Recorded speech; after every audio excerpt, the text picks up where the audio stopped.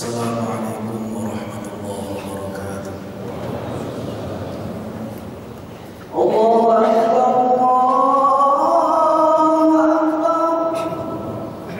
Allahu Akbar.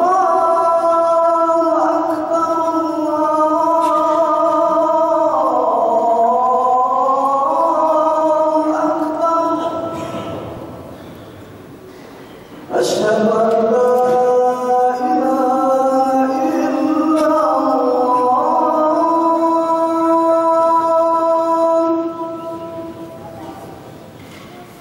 أشهد أن لا إله إلا الله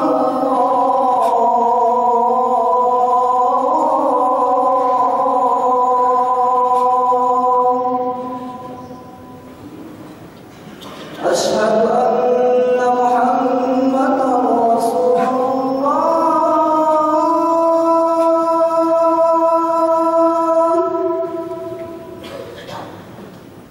أشهد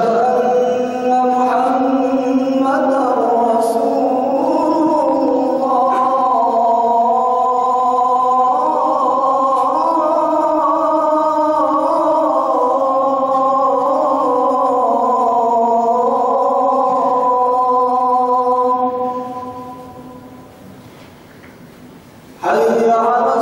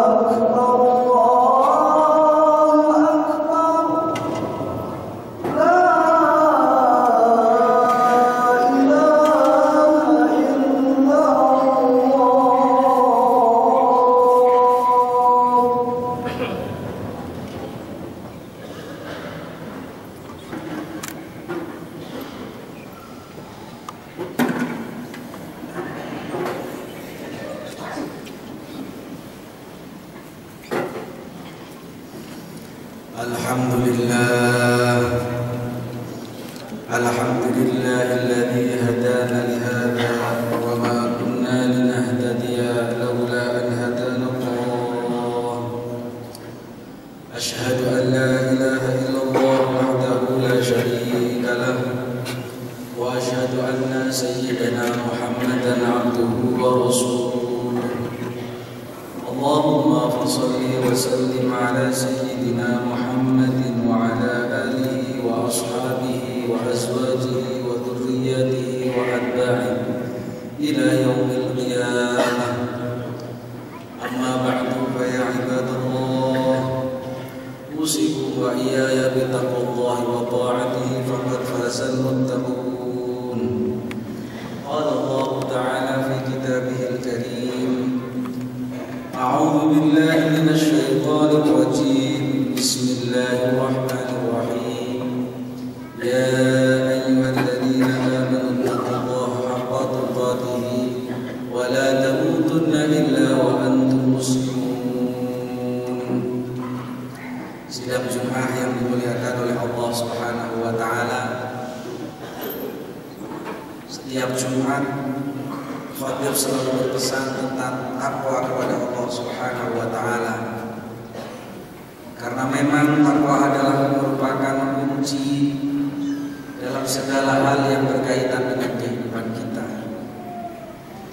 Allah Subhanahu wa taala berfirman di dalam Al-Qur'an, "Wa may yattaqillaha yaj'al lahu makhraja wa yarzuqhu min haitsu la yahtasib wa may yatawakkal 'ala Allahi fa huwa hasbuh inna Allaha balighu amrihi qad ja'ala Allahu li kulli syai'in qadra." Siapa yang bertakwa kepada Allah Subhanahu wa taala, maka Allah akan berikan jalan keluar dari segala persoalan kehidupannya yang mungkin buntu dan tertutup.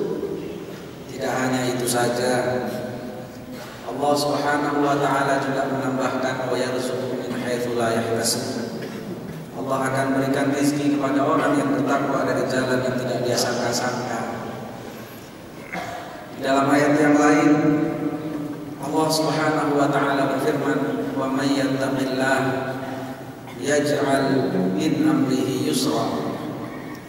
Siapa yang mau bertakwa kepada Allah Subhanahu wa taala, maka Allah akan jadikan urusannya dimudahkan oleh Allah Subhanahu wa taala. Tidak hanya itu saja, Allah Subhanahu wa taala berfirman di dalam Al-Qur'an, "Wa may yattaqillaha yukaffir 'anhu sayyi'atihi wa yu'dhim lahu ajra."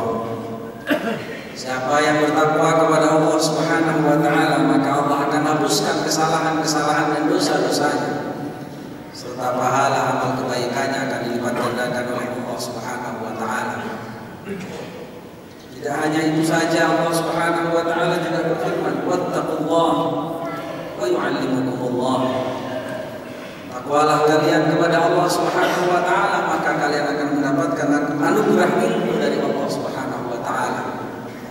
Karena kepintaran manusia ada batasnya, kemampuan manusia untuk membaca ada batasnya, sehingga ditambah dengan bertakwa kepada Allah Subhanahu wa taala, manusia akan bisa mendapatkan dengan izin Allah ilmu-ilmu yang mungkin tidak bisa dijangkau dengan perjalanan belajar, waktu-waktu yang ada yang dimanfaatkan untuk menggali ilmu Allah Subhanahu wa taala. Sehingga para ulama membagi ilmu itu ada dua macam. Ada namanya ilmu kasbi dan ada namanya ilmu wahmi. Ilmu kasbi itu ilmu yang didapat dari belajar, sedangkan ilmu kasbi adalah ilmu wahmi, adalah ilmu yang didapat dari Allah langsung atau yang disebut oleh para ulama dengan laduni. Kemudian kita menjadi bertanya, ketika perintah Allah untuk menjalankan ketakwaan dan begitu dahsyatnya manfaat takwa yang diberikan oleh Allah Subhanahu wa taala dalam janjinya di dalam Al-Qur'an, takwa itu sendiri apa? Banyak definisi takwa menurut para ulama. Di antara definisi takwa adalah yang didefinisikan oleh Imam Ali radhiyallahu anhu. Beliau mengatakan at-taqwa hiya arba'atu asya'. Takwa itu adalah melaksanakan 4 hal. Al-khauf minal jalil, wal 'amal bil tanzil, wal ridha bil qalil, wal isti'dad li yaumir rahim. Takwa itu adalah 4 hal. Takut kepada Allah, mengamalkan apa yang turun dari Allah, rela dengan apa yang diberikan oleh Allah, dan bersiap-siap untuk bertemu dengan Allah Subhanahu wa taala. Al-Imam Abi Hamid Muhammad bin Muhammad Al-Ghazali mendefinisikan takwa dengan definisi yang berbeda. Beliau mendefinisikan takwa itu adalah apa yang ada di dalam firman Allah Subhanahu wa taala, "Inna Allaha ya'muru bil 'adli wal ihsan wa ita'i dzil qurba wa yanha 'anil fahsya'i wal munkar wal baghi." Itu definisi takwa menurut Imam Abi Hamid Muhammad Al-Ghazali. Sedangkan lebih ringkasnya para ulama juga menyebutkan definisi yang pendek tapi mencakup kesemuanya. Fi'lu ma haffallahu bihi wa amara wajtinabu ma anhu naha wa zajar. Menjalankan apa yang Allah perintahkan dan meninggalkan apa yang Allah larang. Sidang Jumat yang dimuliakan oleh Allah Subhanahu wa taala. Apa yang disampaikan oleh Imam Ali radhiyallahu anhu? Pertama, bahwa takwa itu adalah al-khauf minal jalil. Takut kepada Allah Subhanahu wa taala. Man khafa Allah khafahu kullu syai', kata para ulama. Siapa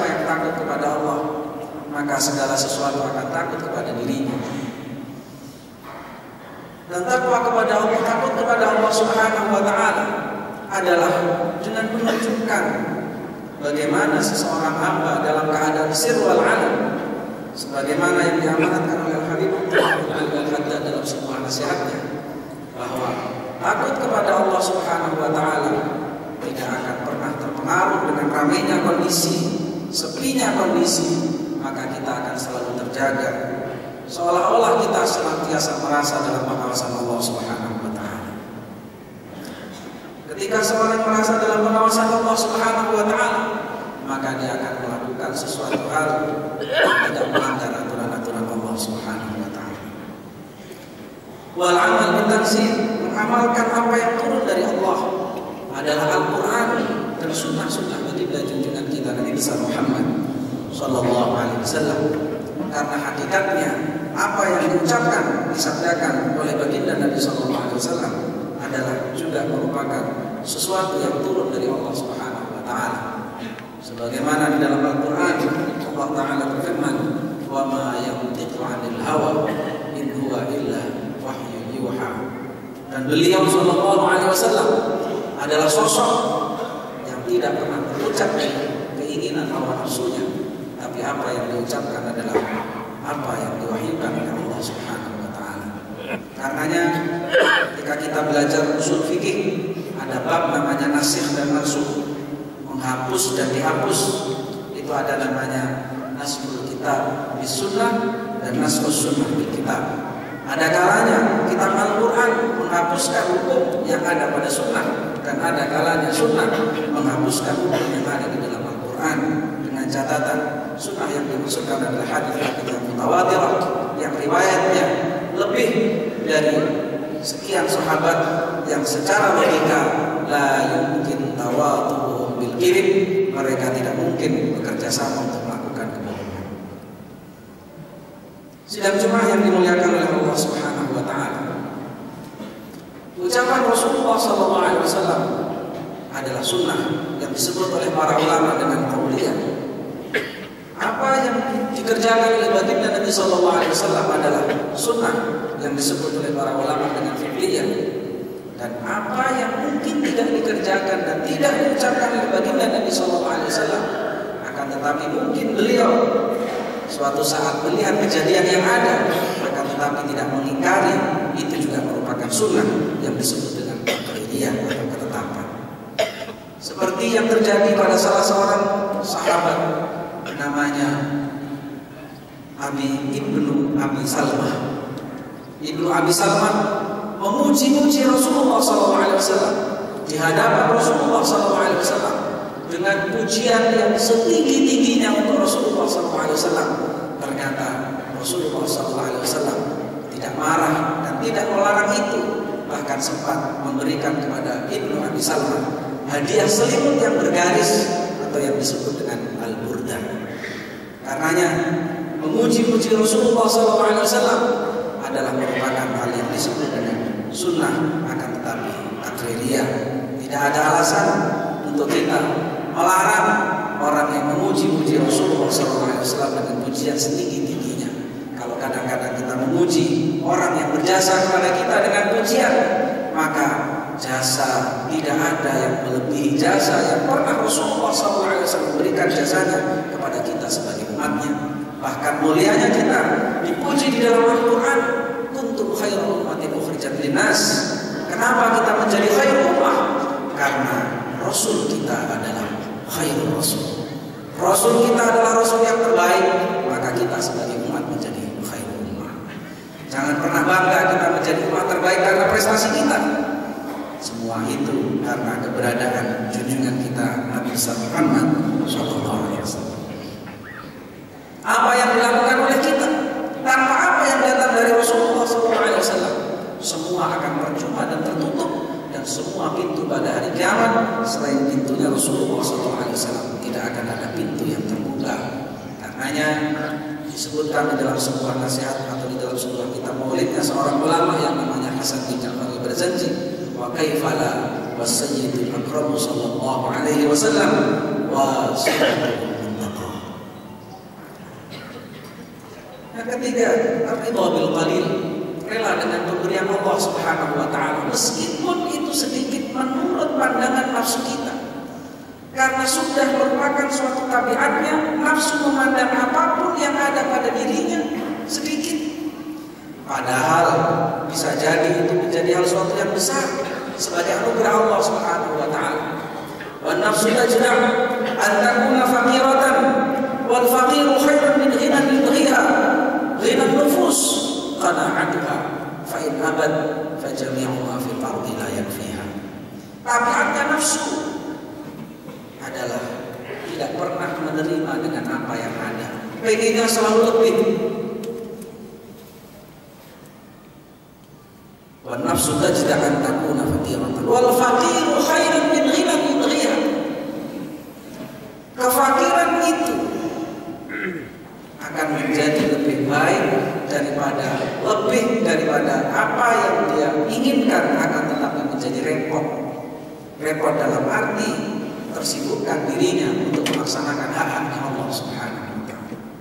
Ghinan nufus, kaya yang sebenarnya adalah ketika hati ini sudah merasa kaya. Dengan cara apa? Qana'atuha, ketika mau qana'ah. Kalau sudah tidak mau qana'ah, fa'in abad, jika nafsu ini sudah menolak untuk diajak qana'ah, maka fajami'u ma fil ardi la yakfiha. Semua isi bumi ini diberikan kepada satu orang, tidak pernah akan merasakan dirinya puas jika sandarannya adalah nafsu.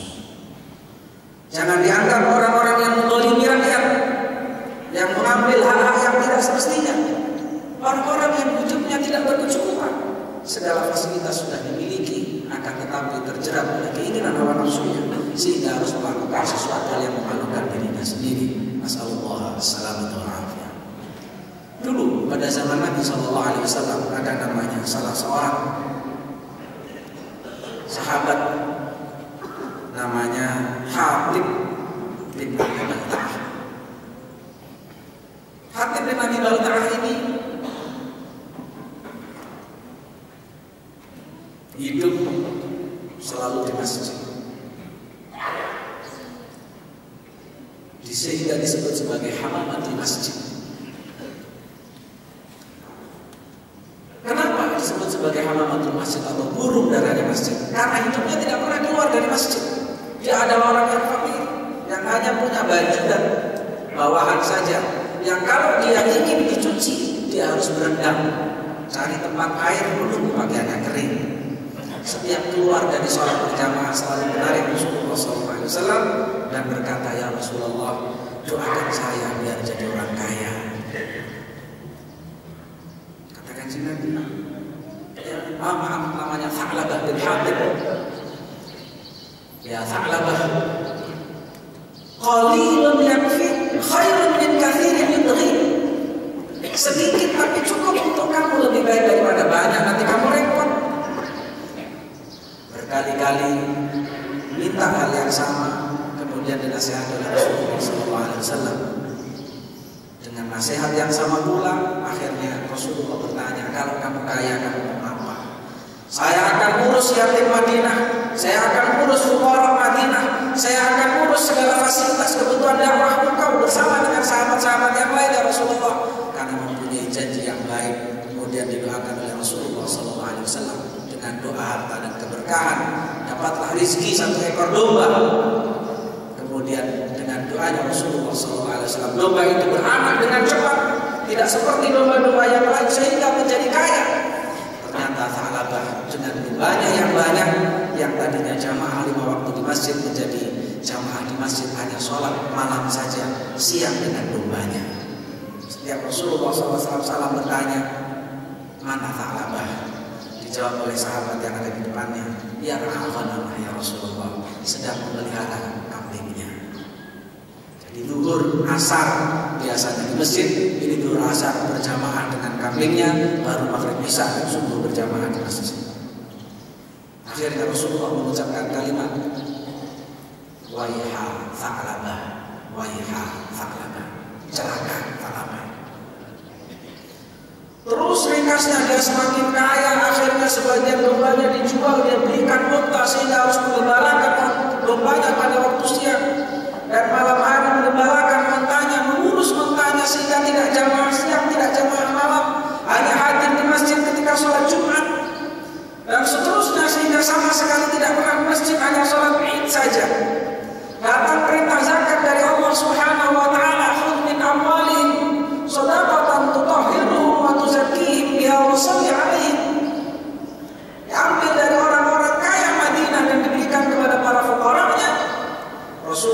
SAW membagi para sahabat sebagai amil. Salah satu amil diutus untuk pergi ke rumahnya Tha'labah. Ketika datang di rumahnya Tha'labah, ternyata Tha'labah sudah berubah sikap, sombong dengan kekayaannya. Ketika didatangi oleh amil yang diutus oleh Nabi SAW, dia mengatakan, "Balligh ila sahibika alla zakata fil Islam." Bilang sama teman kamu yang namanya Muhammad, tidak ada zakat dalam Islam. Ma hadza ilal khair. Ini hanya macan yang menjadi akal-akalan dia saja. Lupa dia yang mendoakan kaya siapa, tertutup hatinya dengan kekayaan. Alhamdulillah. Dilaporkanlah kepada Rasulullah SAW. Allah marah dengan ucapan Tha'labah. Akhirnya Allah memerintahkan untuk menutup pintu taubat bagi Tha'labah. Ketika keluarganya Tha'labah mendengarkan, dia datang ke rumahnya Tha'labah menyampaikan hal itu.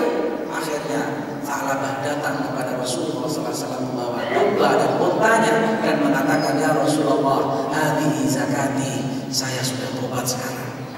Tapi karena sudah diperintahkan oleh Allah untuk menutup pintu taubatnya, jawabnya Rasulullah SAW apa? "Inni la aqbalu malan yarudduhullah wa rasuluh." Saya tidak pernah akan menerima harta yang ditolak oleh Allah, yang yarudduhullah, yang ditolak oleh Allah. Rasulullah SAW wafat, Sayyidina Abu Bakar menjadi khalifah. Datang ke rumahnya Sayyidina Abu Bakar Siddiq radhiyallahu anhu membawa domba dan untanya. Jawabnya Sayyidina Abu Bakar sama, "Inni la aqbalu malan yarudduhullah wa rasuluh." Saya tidak mau menerima harta yang sudah ditolak oleh Allah dan Rasul. Sayyidina Umar menjadi khalifah. Datang kepada Sayyidina Umar, Sayyidina Umar pun menolak, "Inni la aqbalu malan yarudduhullah wa rasuluh wa sahbihi." Saya tidak akan menerima harta yang sudah ditolak oleh Allah, Rasulnya dan sahabatnya. Sampai kepada masa Khalifah Sayyidina Uthman menyampaikan jawaban yang sama. Akhirnya Tha'labah mati dalam keadaan kafir karena hatinya tertutup oleh hartanya. Na'udzubillah. Karenanya Sayyidina Ali menyampaikan, "Waridha bil qalil." Rela dengan pemberian Allah itu adalah suatu hal yang penting, karena Allah yang Maha tahu apa yang pantas untuk kita, dan tidak pernah Allah akan salah. Hak kita tidak akan diberikan oleh Allah kepada yang lain. Yang terakhir, wal isti'dad yaumir rahim. Takwa adalah bahagian daripada persiapan kita untuk menghadap Allah Subhanahu wa taala. Kematian adalah sesuatu yang pasti yang akan dihadapi oleh semua makhluk hidup manusia di antaranya.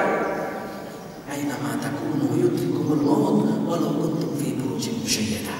Di mana saja kalian berada akan ditemui dengan yang namanya kematian. Persiapan menuju mati inilah yang akan membangkitkan manusia untuk beramal saleh menghadap Allah Subhanahu wa taala. Mudah-mudahan kematian kita diwafatkan dalam keadaan husnul khatimah. A'udzu billahi minasyaitonir rajim. Bismillahirrahmanirrahim. Wal 'asri innal insana lafi khusr illa alladziina aamanu wa 'amilus shalihati wa tawassaw bil haqqi wa tawassaw bis sabr. Barakallahu li wa lakum fil Qur'anil 'azim wa nafa'ani wa iyyakum bima fihi minal ayati wa dzikril hakim wa taqabbala minni wa minkum tilawatahu fastaghfiruhu innahu huwal ghafurur rahim.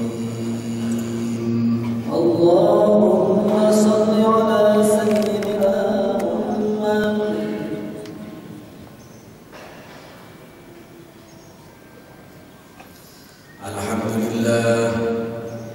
Alhamdulillah rabbil alamin. Wa bihi nasta'in 'ala umuri dunya waddin. Asyhadu an la ilaha illallah wahdahu la syarika lahu wa asyhadu anna Muhammadan 'abduhu wa rasuluh sayyidul awwalin wal akhirin. Allahumma shalli wa sallim 'ala sayyidina Muhammadin wa 'ala alihi wa ashabihi ajma'in. Amma ba'du, fa ya 'ibadallah, usikum wa iyaya bi taqwallahi wa ta'atihi faqad fazal muttaqun. I'lamu anna at-taqwa hiya wasiyatullahi lil awwalin wal akhirin. Yaqulu Allah subhanahu wa ta'ala fi kitabihil karim, wa laqad wassayna alladhina utul kitaba min qablikum wa iyyakum an ittaqullah. Sadaqallahul 'azim wa sadaqa rasuluhun nabiyul habibul wafiyul karim. Wa nahnu 'ala ma qala rabbuna wa shahiduna wa malikuna wa waliyyun ni'mati 'alaina wa huwa masiruna minasy syahidin wasyakirin.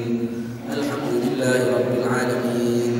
Allahumma ighfir lil muslimin wal muslimat wal mu'minin wal mu'minat al ahya'i minhum wal amwat innaka qaribun mujibud da'wat qadiyal hajat wa